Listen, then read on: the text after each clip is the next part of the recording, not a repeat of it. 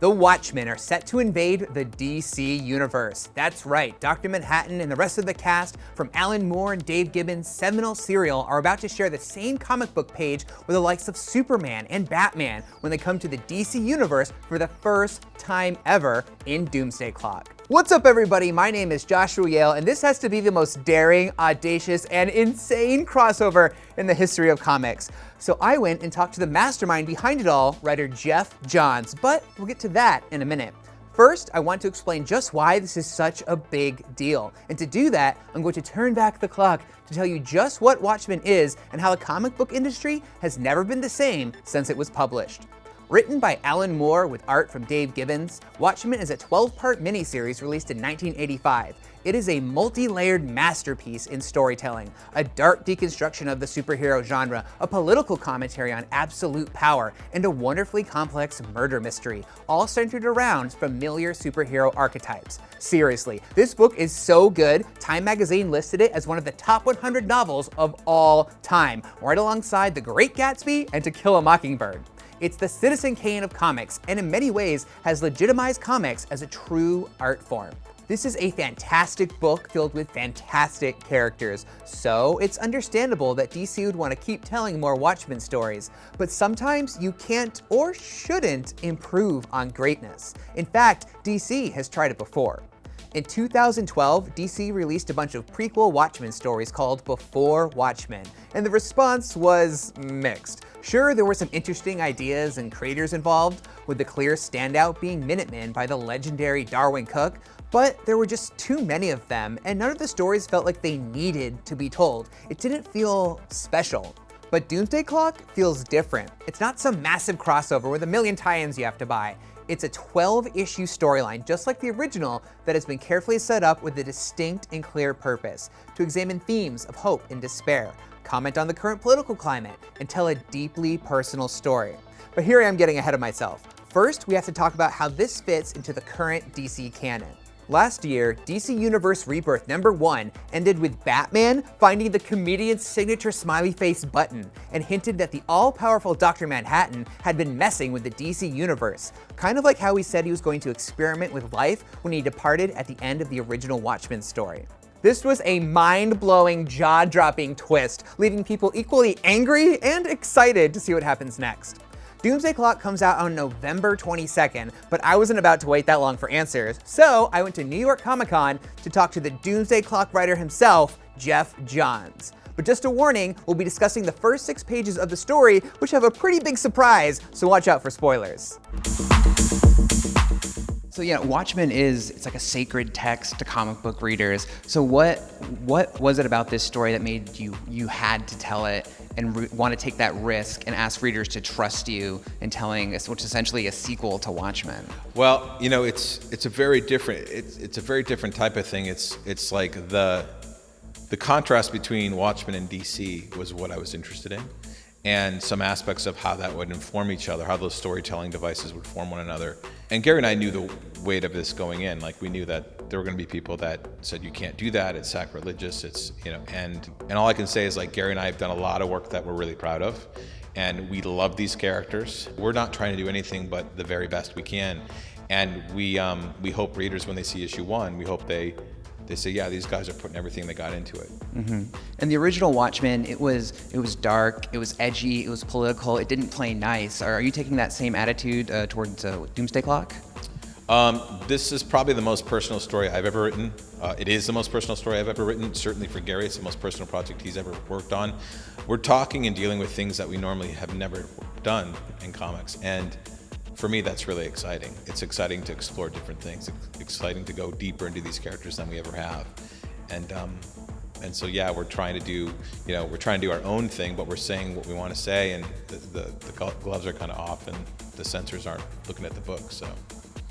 And as you've been talking about this book, you have said it's not Dr. Manhattan fighting Superman. They're not like spraying each other with heat vision and nuclear fission, and it's not even Dr. Manhattan versus Superman.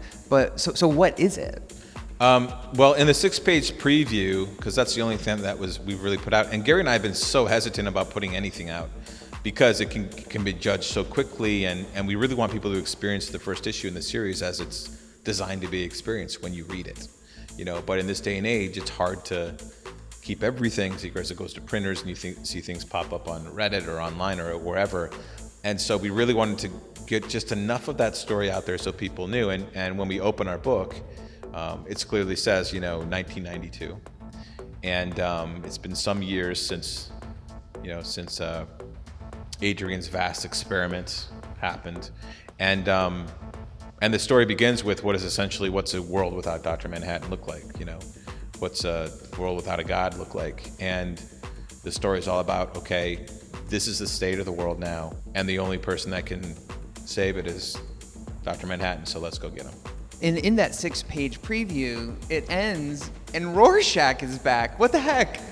All I can say is Rorschach is kind of the central figure and the central mystery to the whole series.